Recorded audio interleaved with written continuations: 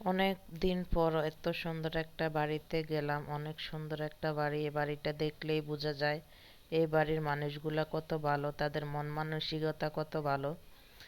কাছে থেকে দেখতে হয় না, দূরের থেকে দেখলে বোঝা যায় যে ওই মানুষগুলার মন মানসিকতা কত ভালো। তো আসসালামু আলাইকুম, সবাই কেমন আছেন? আশা করি সবাই ভালো আছেন, সুস্থ আছেন। তো দেখেন, এই বাড়িটার নাম ফালাইছে মানুষ সাপড়ি বাড়ি। আমি জানি না যে কেন এমন একটা এত একটা সুন্দর বাড়িটার নাম দিল সাপড়ি বাড়ি।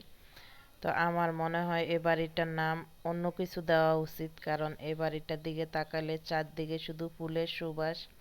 যেদিকে তাকাই না কেন শুধু ফুল আর ফুল, তাহলে এত সুন্দর বাড়ির নামটা এটা দেওয়া হলো কেন আমি জানি না।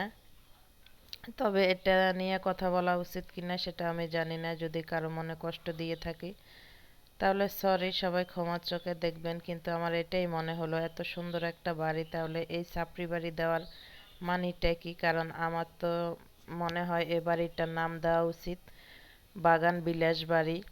কারণ এই বাড়িটা অনেক সুন্দর, চারদিকে শুধু ফুলের বাগান আর ফুল আর ফুল। তো আমার কাছে অনেক ভালো লাগছে, তো আমি এই বাড়িটার নাম দিলাম বাগান বিলাস হাউস কিংবা বাড়ি। যাই হোক, অনেক কথা বলে ফেললাম। তো সত্যি করে বলছি, আমার কাছে এই বাড়িটা অনেক বেশি ভালো লাগছে, কারণ এই ফুল গাছের কারণে। সব দিকে শুধু ফুলের সুবাস আর ফুলের সুবাস। তো এই তো, আপনাদের কাছে ভিডিওটি কেমন লাগলো কমেন্ট করে জানাবেন। ভালো লাগলে শেয়ার করে দিয়েন, লাইক করেন, কমেন্ট করে জানাবেন। তো সবাই ভালো থাকবেন, সুস্থ থাকবেন। আল্লাহ হাফেজ।